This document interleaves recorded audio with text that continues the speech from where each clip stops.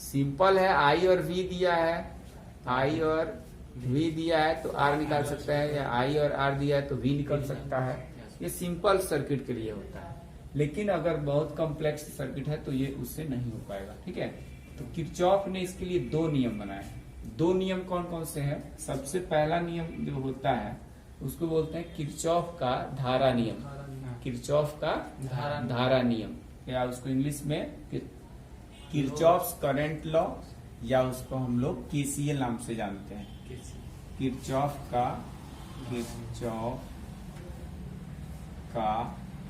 धारा नियम। ठीक है, किरचॉफ का धारा नियम, या इसको किरचॉफ्स करंट लॉ। ठीक है, केसीएल। और दूसरा जो होता है किरचॉफ का विभव नियम, विभव। ठीक है, इसको हम लोग किरचॉफ्स वोल्टेज लॉ नाम से भी जानते हैं। केसीएल और केवीएल दो टर्म होते हैं। केसीएल यानी करंट लॉ और केवीएल का मतलब वोल्टेज। सबसे पहले हम लोग किरचॉफ का करंट लॉ पढ़ते हैं कि किरचॉफ का करंट लॉ क्या है। किरचॉफ का धारा नियम।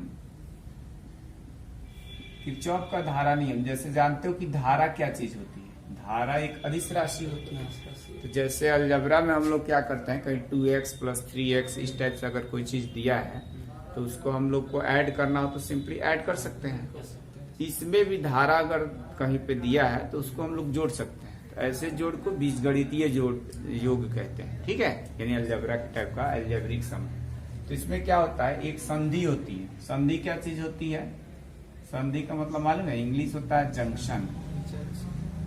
जंक्शन, जंक्शन का समझाया होगा कि क्या चीज होता है। जंक्शन और स्टेशन दो वर्ड होते हैं ना, स्टेशन और जंक्शन। ट्रेन में दोनों का मीनिंग अलग अलग होता है। स्टेशन से क्या होता है कि ट्रेन पास करती है, पैसेंजर चढ़ता है उतरता है, और ट्रेन वहां से पास करती है, रुकती है।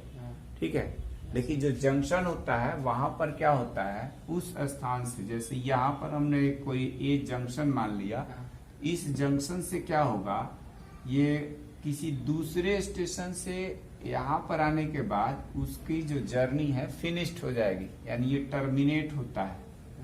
यानी यहाँ पर आने के बाद ये उसकी जर्नी जो है खत्म हो गई, टर्मिनेट हो गई, उसका जर्नी का अंत हो गया। या फिर इसी स्टेशन मतलब इस जंक्शन से फिर से क्या होगा, नई ट्रेन बन करके यहाँ से खुलेगी भी, यानी यहाँ से ओरिजिनेट भी होती है। ओरिजिनेट, ठीक है, यानी यहाँ से नई गाड़ी खुल करके नहीं, मतलब कहने का मतलब कि जंक्शन वह पॉइंट होता है, वह जगह होता है जहाँ से नई ट्रेन बन करके क्या होती है, मतलब वहां से खुलेगी भी और वहीं आके उसकी जर्नी का अंत भी हो जाएगा। ठीक है, जैसे थावे अपने यहाँ क्या है, थावे जो है जंक्शन है, तो वहाँ थावे से छपरा, ठीक, छपरा से थावे, या सीवान से थावे, थावे से छपरा, या थावे से गोरखपुर। तो थावे एक जंक्शन हो गया, क्योंकि गोरखपुर से जब गाड़ी चली तो थावे उसका टर्मिनेशन भी हो गया। उसके बीच में हो सकता है बहुत सारे स्टेशन पड़े, और इसी तरह से अगर फिर थावे से खुल करके गोरखपुर तक जाएगी, गोरखपुर से खुल करके फिर थावे तक आ जाएगी। तो थावे से नई ट्रेन ओरिजिनेट भी होती है, यानी प्रारंभ भी होती है। यात्रा का प्रारंभ भी वहीं से होता है और यात्रा का अंत भी वहां पर हो जाएगा दूसरी जगह से जब चल के आएगी। तो जंक्शन उसी चीज को कहा जाता है। फिजिक्स में उस चीज को जंक्शन में, हिंदी मीडियम में उसको संधि कहते हैं। क्या कहते हैं? संधि। तो किरचॉफ का करंट लॉ ये कहता है कि अगर कोई संधि है, यहाँ पर कोई संधि मान लिया, तो इस संधि पर कुछ करंट यहाँ से आएंगे भी, कुछ जाएंगे भी। ठीक है, ये सब यहाँ पर बहुत सारे करंट आकर के मिलेंगे भी, यहाँ से बहुत सारे करंट जाएंगे भी। मान लेते ये करंट जो है यहाँ पर I1 करंट आ रही है, I2 यहाँ से जा रही है, फिर I3 आ रही है, यहाँ I4 यहाँ पे बाहर है जा रही है, फिर I5 यहाँ पे आ रही है। इस जंक्शन पॉइंट को हमने नाम O दे दिया। क्या नाम दे दिया? O। तो इस पॉइंट पर क्या होगा कि करंट जंक्शन O पर आने वाली currents I1, I3 and I5 है। और यहाँ से दूर जाने वाली करंट्स है I2 एंड I4। ठीक है, तो क्या होगा कि इसमें एक रूल्स होता है, किरचॉफ का फर्स्ट लॉ या धारा नियम ये कहता है कि किसी संधि पर मिलने वाली समस्त धाराओं का बीजगणितीय योग शून्य होता है। किसी संधि पर मिलने वाली समस्त धाराओं का बीजगणितीय योग क्या होता है? शून्य होता है। तो यहाँ पर समस्त धाराओं, अब इसमें क्या होता है, इसका एक रूल होता है। रूल क्या होता है कि संधि की ओर आने वाली जो धाराएं होती है संधि की ओर, उसको प्लस साइन के साथ लिया जाता है, और जो संधि से दूर जाती है धाराएं उसको माइनस साइन के साथ लिया जाता है। ठीक है, incoming currents at the junction is taken positive and outgoing currents taken as the negative, यानी संधि की ओर आने वाली धाराओं को धनात्मक और संधि से दूर जाने वाली धाराओं को ऋणात्मक लिया जाता है। तो किरचॉफ का फर्स्ट लॉ क्या है? प्रथम नियम या धारा नियम क्या कहता है कि किसी संधि पर मिलने वाली धाराओं का, समस्त धाराओं का या कुल धाराओं का बीजगणितीय योग शून्य होता है। ठीक है, तो अब जो हमने चिन्ह परिपाटी बताई, धारा का जो चिन्ह परिपाटी, हमने कहा इसका स्टेटमेंट हम लिख देते हैं। स्टेटमेंट क्या बताया?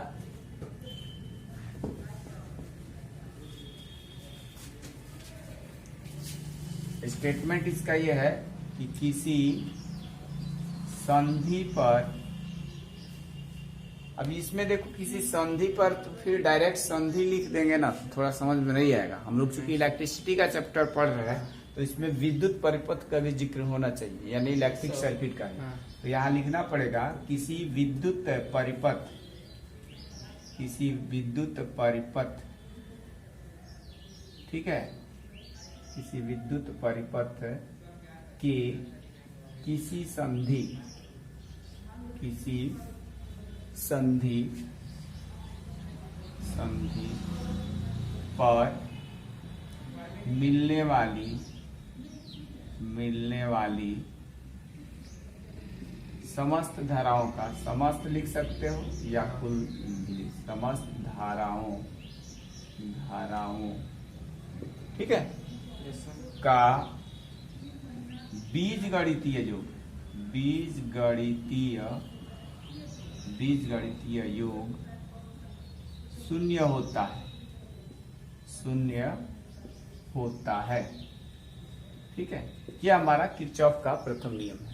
अर्थात इसको क्या लिखा जा सकता है? अर्थात सिग्मा आई इक्वल टू 0, यानी ये सिग्मा आई क्या है? यहाँ पे सिग्मा आई जो है ना कुल धाराओं का योग है। ठीक है, अब यहाँ पर हम करके बताते हैं कि क्या है। अब इस चित्र में देखो, चित्र हम लोग को इधर ही बनाना चाहिए था लेकिन लेफ्ट में बना दिया, कोई दिक्कत नहीं। चित्र में क्या है?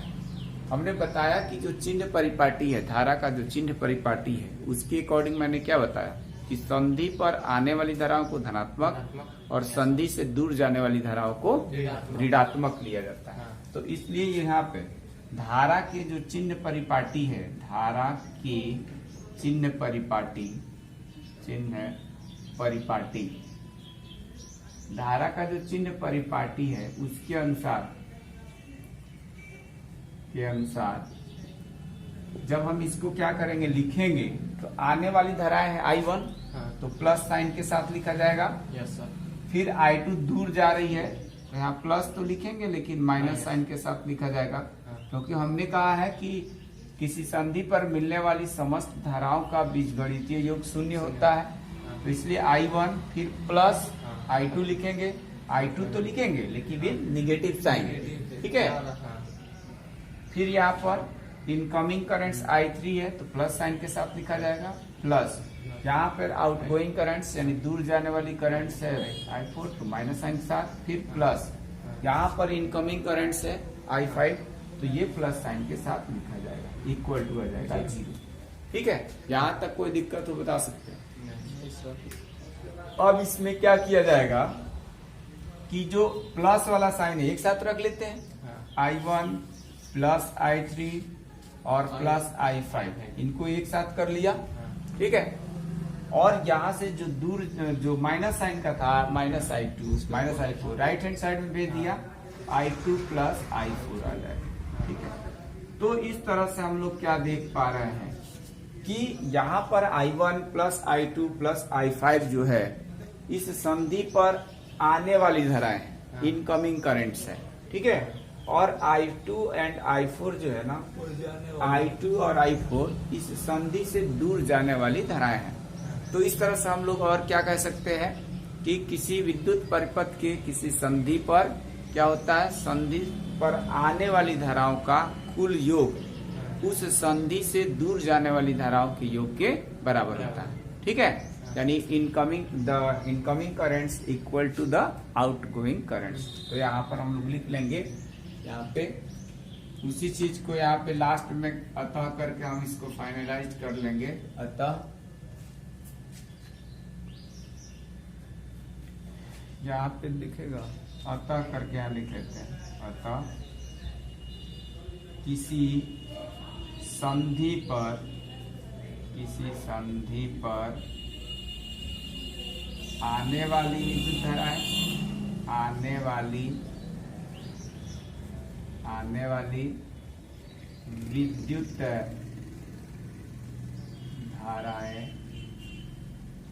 धाराओं लिख देता हूं, विद्युत धाराओं का योग, ठीक है, का योग संधि से दूर जाने वाली धाराओं के योग के बराबर होता है। संधि से दूर जाने वाली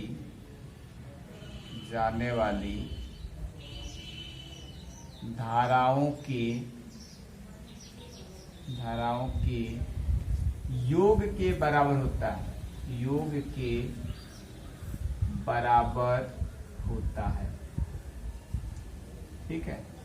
यही जो है किरचॉफ का धारा नियम है, या किरचॉफ का दूसरा नियम क्या होता है। किरचॉफ का दूसरा नियम जो है वोल्टेज लॉ नाम से भी जाना जाता है, केवीएल, ठीक है। किरचॉफ वोल्टेज लॉ होता है कि कोई क्लोज्ड मेश है, कोई बंद परिपथ है। जैसे यहाँ पर हमने फिगर बनाया हुआ है, इस फिगर में A B C D A, यानी हम लोग जहां से चले हैं फिर वहीं पर आकर रुक जाए तो ये क्लोज्ड सर्किट बन जाएगा। हम अगर D से चलते तो D C B A D यहाँ पे आता, अगर C से चलते तो C B A D C, तो ये क्लोज्ड सर्किट है, ठीक है। किसी क्लोज्ड सर्किट में होता क्या है कि अगर जैसे यहाँ पर मान लेते हैं 2 सेल लगे हुए हैं, एक सेल लगा हुआ है जिसका ईएमएफ है E1 और एक दूसरा सेल लगा हुआ है जिसका ईएमएफ है E2। इस सेल से जो करंट पास करेगी उस करंट को हम मान लेते हैं कि इसका नाम है I1। पहला सेल है इसलिए इसमें पास होने वाली करंट को I1 मान लिया। ये जो दूसरा सेल है इससे जो करंट पास कर रही है इसको हमने I2 मान लिया, ठीक है। करंट का जो डायरेक्शन होता है एक्सटर्नल सर्किट में वो माइनस से प्लस चलता है, ठीक है। ये करंट I1 इस सेल से चली है, I2 इस सेल से चली है। ये करंट जब यहाँ आएगी तो ये दोनों करंट ये जंक्शन D पॉइंट पर मिलेगी। यहाँ मिलने के बाद ये दोनों करंट एक साथ मिल जाएगी, तो यानी ये I1 और I2 जो है इनकमिंग करंट्स हो गया एट पॉइंट D। इस पॉइंट पर आने के बाद क्या होगा, यहाँ पे जब दोनों करंट ये मिलेंगी तो टोटल करंट हो जाएगा हमारे पास I1 प्लस I2। हम लोगों ने अभी किरचॉफ का जो फर्स्ट लॉ पढ़ा उसके अकॉर्डिंग ये पढ़ा कि किसी संधि पर आने वाली धाराओं का बीजगणित योग वहां से जाने वाली धाराओं के योग के बराबर होता है। यानी किसी संधि पर मिलने वाली धारा यानी आने वाली धारा और उस संधि से दूर जाने वाली धारा दोनों आपस में बराबर होती है। जो करंट यहाँ से आ रही है जंक्शन D पर वही करंट यहाँ से जाएगी। कहने का मतलब कि ये जो हमारा ब्रांच है EF वाला, यानी इसमें जो R3 रेजिस्टेंस दिया है इसमें करंट पास करेगी I1 और I2 इन दोनों का सम। फिर ये यहाँ F तक आएगी, F से फिर इधर चली जाएगी। इसमें C पॉइंट पर आने के बाद फिर इसके पास दो पाथ मिलता है, 2 रास्ते मिलते हैं। C पर आने के बाद क्या होगा कि यहाँ पर I2 करंट सेल E2 का था इसमें चली जाएगी और I1 सेल E1 का था तो इसमें चली जाएगी, और वही करंट यहाँ पर R1 रेजिस्टेंस में जाएगी और यहाँ अपना R2 करंट रेजिस्टेंस में चली जाएगी, ठीक है। अब किरचॉफ का सेकेंड लॉ या द्वितीय नियम होता क्या है। किरचॉफ का सेकंड लॉ या द्वितीय नियम ये होता है कि किसी बंद परिपथ में, जैसे हमने बताया A B C D A, यानी हम लोग ए से स्टार्ट किए थे और ए के पास ही चले आए थे, तो ए से चले और ए के पास ही आ गए, A B C D A करके, तो ये क्लोज्ड मेश या क्लोज्ड सर्किट कहलाएगा।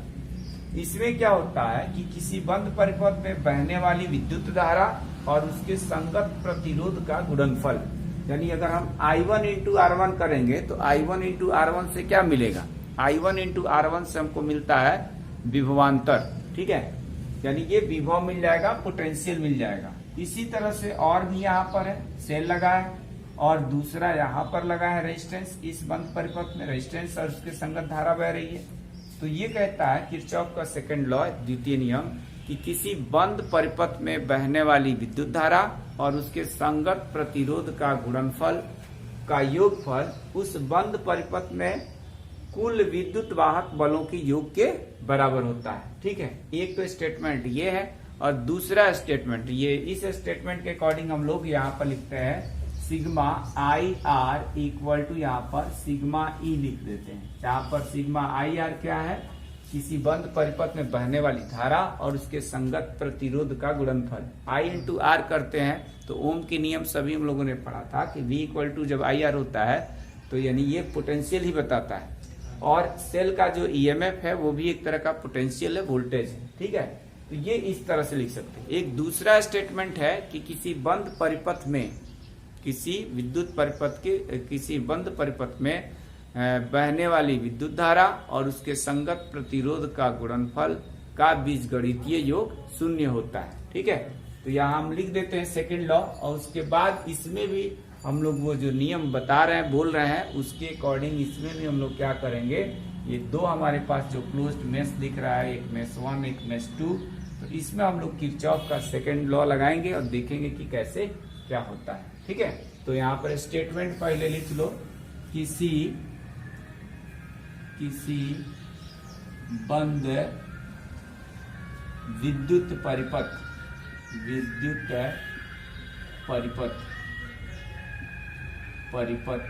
में प्रवाहित होने वाली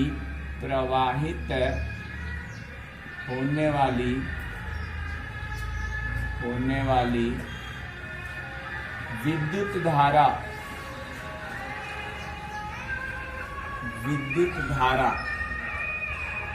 तथा उसके संगत प्रतिरोध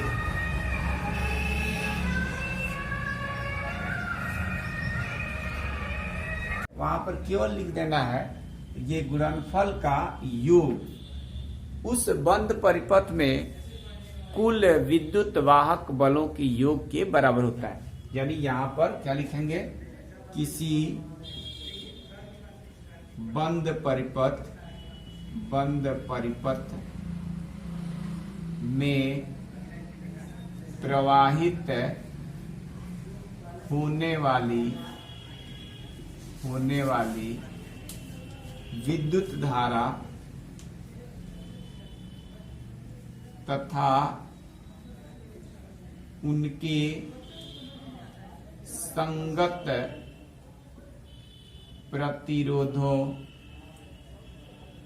संगत का मतलब ये है कि जैसे हमारा क्या है, करंट I1 इसमें प्रवाहित हो रही है तो इसके संगत प्रतिरोध R1 है, यहाँ पर करंट I2 पास कर रही है तो इसका संगत प्रतिरोध R2 है। तो I1 इंटू R1, इस परिपथ में I2 इंटू R2, ये संगत प्रतिरोधों का गुणनफल यहाँ गुणनफल तो एक नहीं, गुणनफलों का लिख देता हूं, गुणनफलों का योगफल, गुणनफलों का योग या योगफल इस बंद परिपथ में, यानी जो भी हमने परिपथ लिया है उस बंद परिपथ में का योगफल बंद परिपथ में कुल विद्युत वाहक बलों यानी ईएमएफ उसको कहा जाता है, विद्युत वाहक बलों के योगफल के बराबर होता है, योगफल के बराबर होता है, बराबर होता है। ठीक है, ये दो तरह का स्टेटमेंट है। एक सिंपल सा स्टेटमेंट ये है कि किसी बंद विद्युत परिपथ में प्रवाहित होने वाली विद्युत धारा, यानी कि विद्युत धारा को हम लोग I से रिप्रेजेंट करते हैं, और उनके संगत प्रतिरोधों का गुणनफल का बीजगणितीय योग शून्य होता है, यानी I into R equal to 0, sigma I equal to R equal to 0। ठीक है, दूसरे केसेस में ये कहा कि ये प्रतिरोधों का गुणनफल तक तो ठीक है, उसी चीज को यहाँ पर चेंज कर लिया कि जो संगत प्रतिरोधों का गुणनफल है का योगफल बंद परिपथ में कुल विद्युत वाहक बलों के योगफल के बराबर होता है, अर्थात sigma I R equal to sigma E. यानी हम लोग जो सेलों का विद्युत वाहक बल का योगफल है उसको एक साथ लिखेंगे, और जो करंट और प्रतिरोध का जो गुणनफल है उसको एक तरफ लिखेंगे। ठीक है, तो ये दो तरीके से इसको लिखा जाता है। हम अभी इस विद्युत परिपथ में किरचॉफ का जो सेकंड लॉ है इससे रिलेटेड भी कुछ रूल्स हैं, कुछ नियम है। जैसे हमने वहां पे बताया था कि करंट लॉ था, करंट लॉ में क्या था कि किसी संधि पर आने वाली विद्युत धाराओं को धनात्मक और संधि से दूर जाने वाली धाराओं को क्या लिया गया था, ऋणात्मक लिया गया था। ठीक है, तो इसमें क्या करना है, इसमें भी अगर माइनस से प्लस चलते हैं, माइनस से प्लस सेल में, ठीक है, तो माइनस से प्लस अगर चलेंगे, ये अगर मान लेते हैं नंबर लाइन है, ऐसे समझो मैथ में, ये 0 हो गया, ये 1 2 3 4 5 ऐसे है, इधर -1 -2 -3 इस टाइप से है। ठीक है, -2 -3। अगर हम निगेटिव वैल्यू से इधर बढ़ेंगे पॉजिटिव की तरफ, माइनस से प्लस की तरफ बढ़ेंगे, तो वैल्यू इंक्रीज करती है कि डिक्रीज करती है? इंक्रीज करेगी ना, बढ़ेगी, वैल्यू बढ़ती है। लेकिन अगर हम प्लस से इधर माइनस की तरफ जाएंगे तो उसकी वैल्यू क्या होगी, घटेगी, डिक्रीज करेगी। ठीक है, तो ये इंक्रीजिंग और डिक्रीजिंग वाली बात इसमें ईएमएफ में समझना है। ठीक है, कि अगर हम माइनस से प्लस के डायरेक्शन में चलेंगे किसी बंद परिपथ में, अगर हम माइनस से प्लस प्लेट की ओर जा रहे हैं तो वहां पर क्या होगा, वैल्यू बढ़ेगी कि घटेगी? बढ़ेगी। तो हम ईएमएफ को कैसा लेंगे, माइनस से अगर हम लोग प्लस की ओर जाएंगे तो क्या होगा, ईएमएफ का साइन जो होगा, ईएमएफ यानी सेल का जो विद्युत वाहक बल है ई, उसको हम लोग ई जो लेंगे वो पॉजिटिव लेंगे, प्लस का लेंगे। लेकिन अगर प्लस से माइनस जाएंगे, प्लस से माइनस, प्लस से माइनस की ओर अगर जाते हैं, प्लस से माइनस की ओर, तो उस केसेस में क्या होगा, जो सेल का ईएमएफ है उस ईएमएफ को कैसा लिया जाएगा, निगेटिव लिया जाएगा, यानी माइनस का लिया जाएगा। ठीक है, ये निगेटिव लिया जाएगा। ठीक, दूसरी चीज क्या होता है कि जब भी हम किसी सेल से करंट पास कराते हैं या करंट उसमें पास करती है, प्रतिरोध भी दिया है, तो उससे उसका वोल्टेज क्या होता है, घटता है। वोल्टेज क्या होगा, घटेगा, कम होगा। और जब जो चीज घटता है उसके पहले हम लोग माइनस साइन लगा देते हैं। क्या लगाते हैं, माइनस।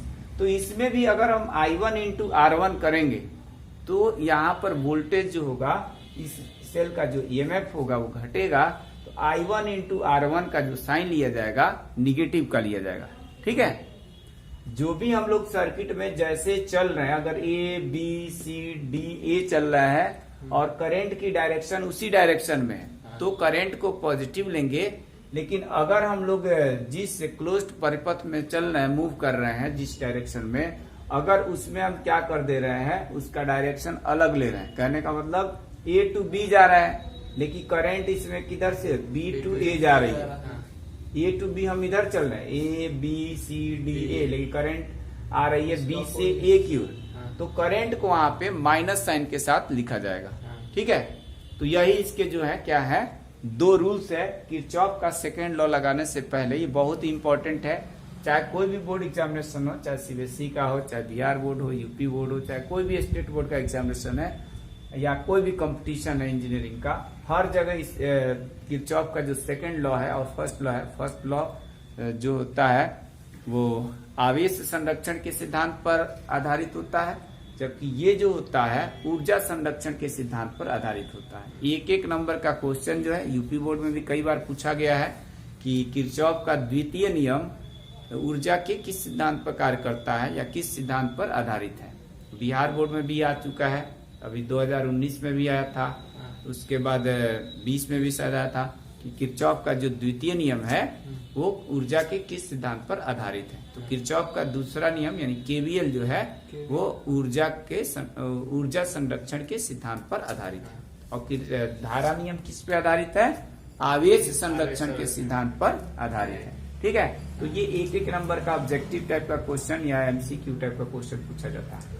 और ये जो क्वेश्चन जो हम किरचॉफ की सेकंड लॉ की बात कर रहे हैं कि कोई परिपथ दिया रहेगा और उस परिपथ में किरचॉफ का द्वितीय नियम कैसे लगाएंगे, उसके लिए हम ये दो रूल्स बताए। पहला रूल्स इसका क्या है कि अगर किसी सेल के ईएमएफ में हम लोग माइनस से प्लस चलेंगे, negative plate to positive plate की डायरेक्शन में मूव करेंगे, तो ईएमएफ को पॉजिटिव लिया जाएगा, क्योंकि माइनस से प्लस जब चलते हैं तो उसकी वैल्यू क्या करती है? बढ़ती है।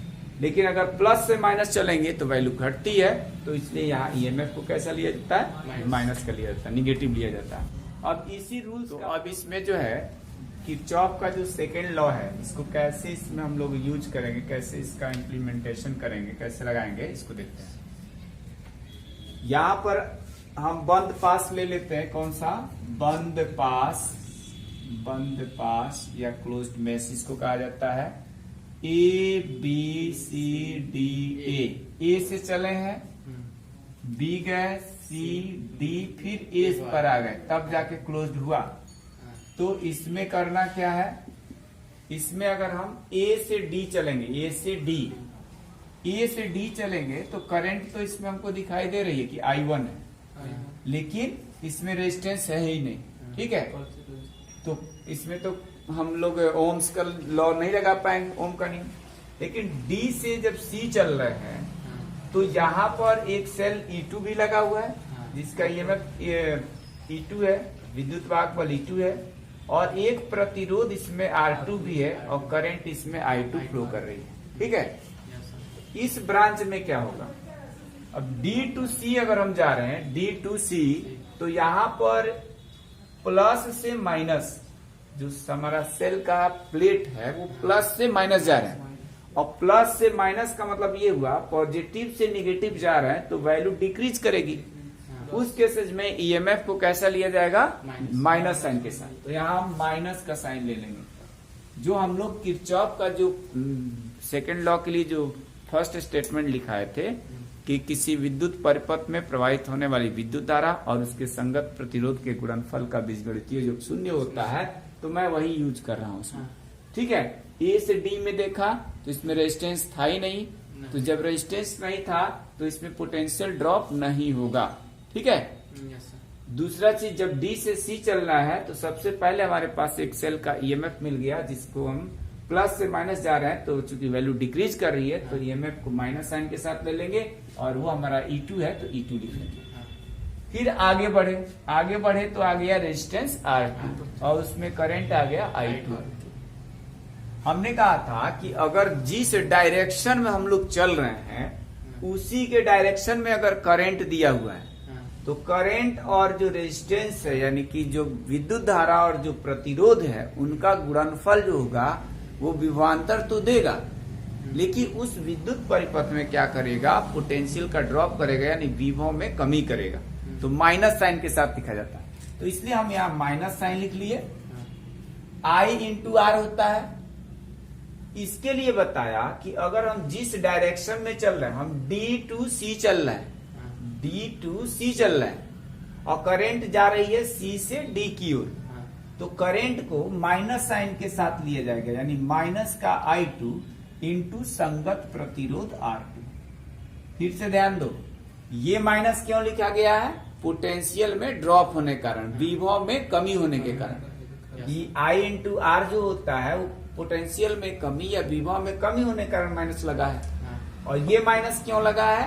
क्योंकि हम जिधर की ओर जा रहे हैं, मूव कर रहे हैं, विद्युत जो भी हमारा क्लोज्ड मेश है, हम जा रहे हैं D to C, लेकिन करंट आ रही है C to D, यानी हम हमारे मूवमेंट के अपोजिट डायरेक्शन में करंट फ्लो हो रही है। इसलिए साइन कन्वेंशन के अनुसार, चिन्ह परिपाटी के अनुसार I2 को हम लोग माइनस साइन के साथ ले लेंगे। ठीक है, अब हम लोग A से D पहुंच गए, D से C पहुंच गए, अब कहाँ पहुंचेंगे? C से B।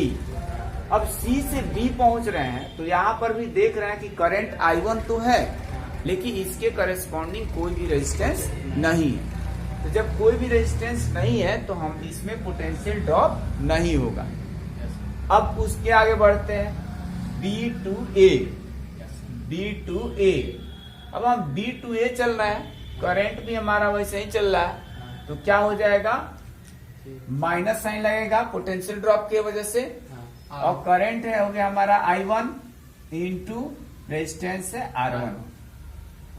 फिर इसमें एक रेजिस्टेंस भी है और साथ साथ एक सेल भी लगा हुआ है, जिसका ईएमएफ या विद्युत वाहक बल कितना है?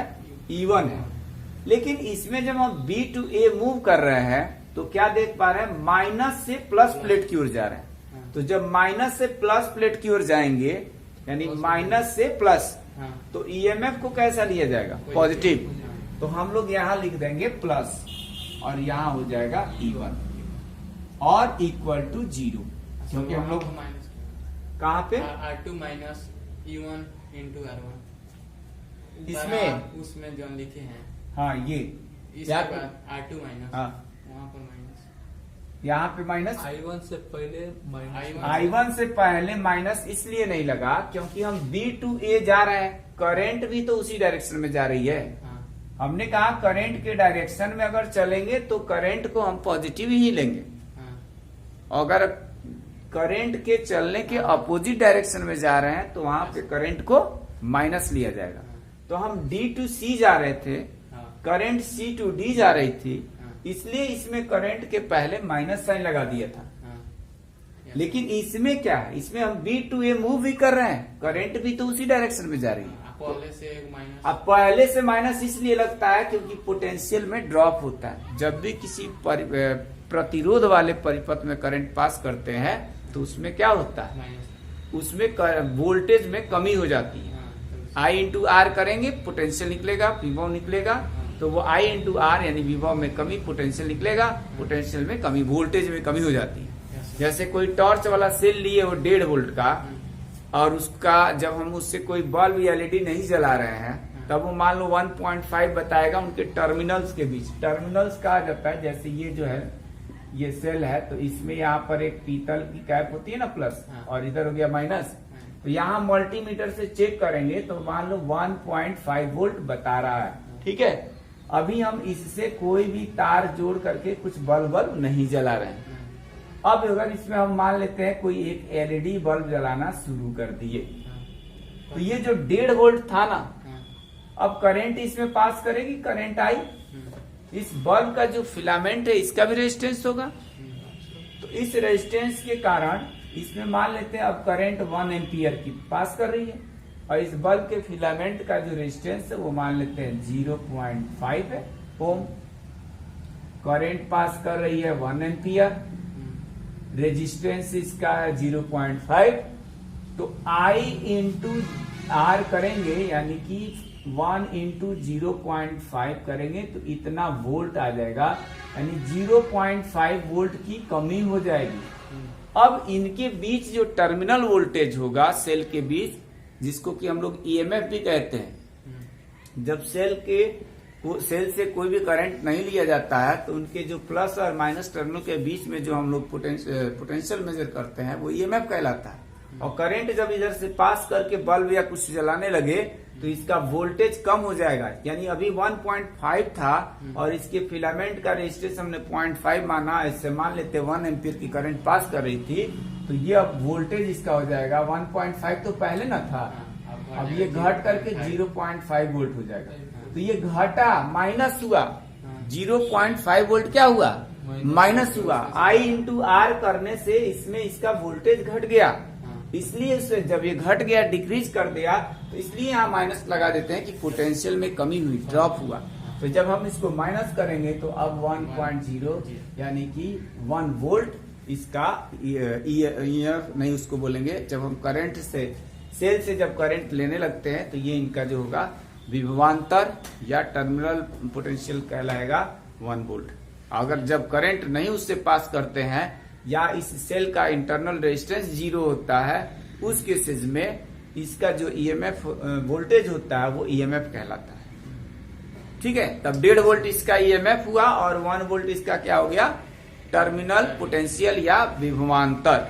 ठीक है, तो इस तरह इसलिए ये माइनस लगा हुआ है। ठीक है, समझ गए। अब उसके आगे देखो, इसमें क्या लिखा जाएगा, ये माइनस का E2 है, ये माइनस में माइनस से मल्टीप्लाई प्लस होगा I2 R2, ये माइनस का I1 R1 और ये प्लस का E1 इक्वल टू 0। हम चाहे तो जो सेल वाला टर्म है उसको राइट हैंड साइड में भी भेज सकते हैं। आइए R1 R2 का एक साथ, ये I2 R2 minus I1 R1 और ये माइनस E2 को राइट हैंड साइड भेजेंगे तो प्लस का E2 हो जाएगा और ये प्लस इधर जाएगा तो माइनस।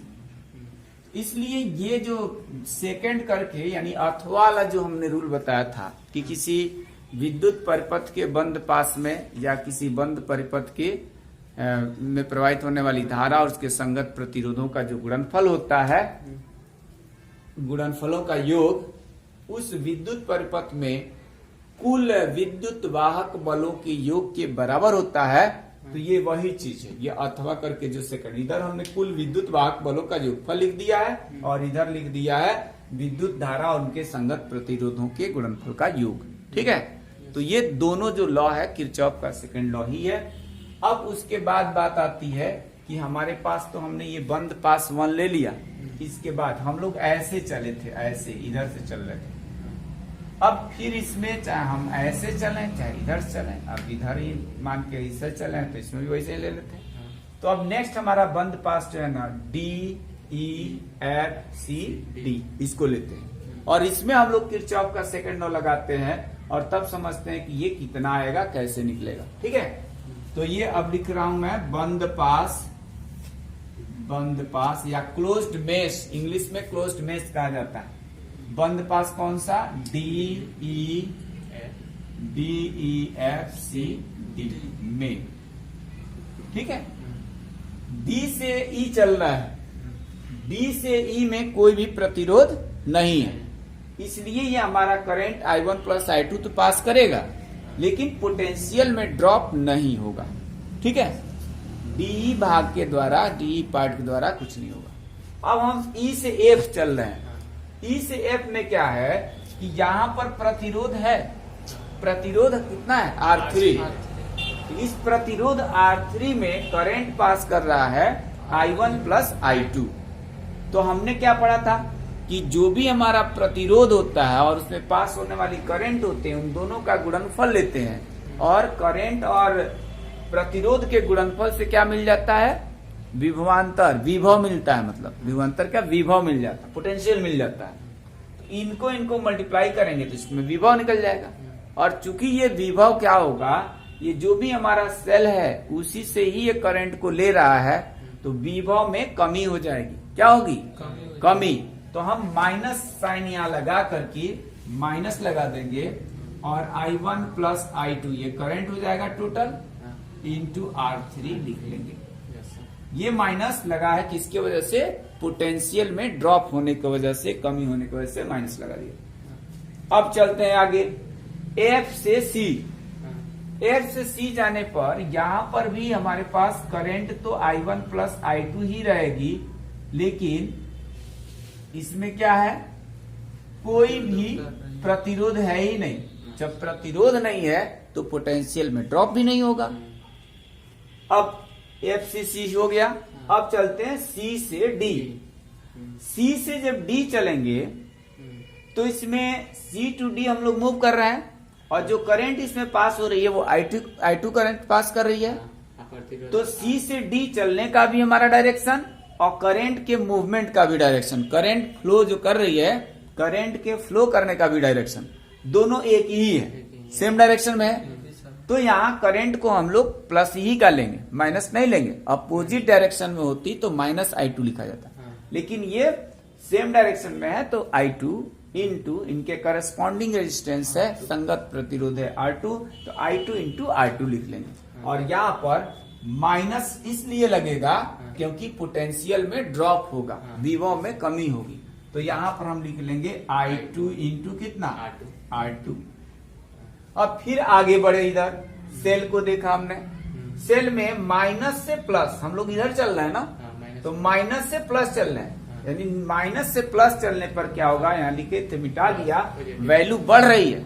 माइनस से प्लस चलते हैं तो वैल्यू क्या होगी, इंक्रीज करेगी, बढ़ रही है, तो प्लस का E2 लिखा जाएगा, प्लस का E2 इक्वल टू, अब इधर कुछ तो है नहीं, अब तो D से चले थे, D के पास आ गए, इक्वल टू 0। तो ये पहला जो स्टेटमेंट मैंने लिखाया था कि किसी बंद परिपथ में बहने वाली धारा और उसके संगत प्रतिरोधों का गुणनफलों का योग के बीजगणितीय योग जो होता है वो शून्य होता है, तो ये शून्य वाला है।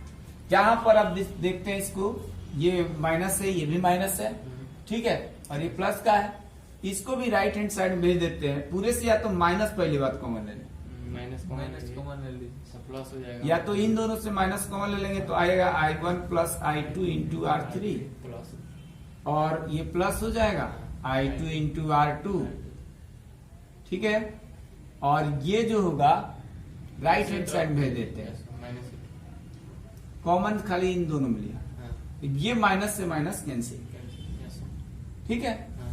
अब यहाँ पर दो चीजें, I2 यहाँ भी है, I2 यहाँ भी है, तो हम ब्रैकेट ओपन करेंगे तो ये I1 इंटू R3 आएगा, प्लस I2 इंटू R3 आएगा, और प्लस I2 इंटू R2 आएगा, इक्वल टू E2, ठीक है। I2 का टर्म यहाँ भी है, और I2 का टर्म यहाँ भी, I1 वाले टर्म को इसको लिख लेते हैं, this implies that I1 into R3, I2 इसमें से कॉमन ले लेंगे, तो कॉमन लेंगे तो यहाँ से R3 बचेगा, यहाँ से I2, तो I2 कॉमन ले लिया तो R3 प्लस R2, ठीक है, इक्वल टू E2 आ जाएगा, ठीक है, E2 आ गया। तो इस तरीके से हम लोग किसी बंद परिपथ में या किसी परिपथ, विद्युत परिपथ के जो भी हमारा क्लोज्ड मेश है, यानी किसी एक बंद परिपथ में कई सारे उसके पार्ट हो सकते हैं, खंड हो सकते हैं, कई सारा मेश बन सकता है, क्लोज्ड सर्किट बन सकता है, जैसे ABCD, एक लिया था, बंद पास था या क्लोज मेश था, दूसरा हम लोग DEFCD लिए थे, ठीक है।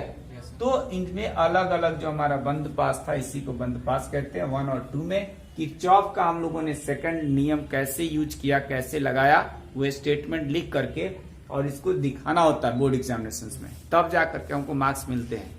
और इसके साथ साथ इससे रिलेटेड बहुत ही क्या आते हैं, न्यूमेरिकल्स पूछे जाते हैं, ठीक है, वो चाहे कॉम्पिटिटिव लेवल का हो या फिर हमारा क्या कहते हैं बोर्ड एग्जामिनेशन के लेवल का हो, लेकिन आता जरूर है। CBSE बोर्ड हो, ICSE बोर्ड हो, बिहार बोर्ड हो, यूपी बोर्ड हो, सब में आता है।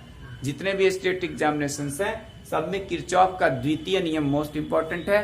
किरचॉफ का द्वितीय नियम मैंने बताया कि किस पर निर्भर करता है या किस लॉ का पालन करता है, ऊर्जा के संरक्षण सिद्धांत का पालन करता है, ठीक है। और जबकि किरचॉफ का करंट लॉ या किरचॉफ का प्रथम नियम वो आवेश संरक्षण के सिद्धांत का पालन करता है, ठीक है। तो इस क्लास में इतना ही, नेक्स्ट क्लास में हम आगे का टॉपिक लेकर के आएंगे। वीडियो देखने के लिए धन्यवाद।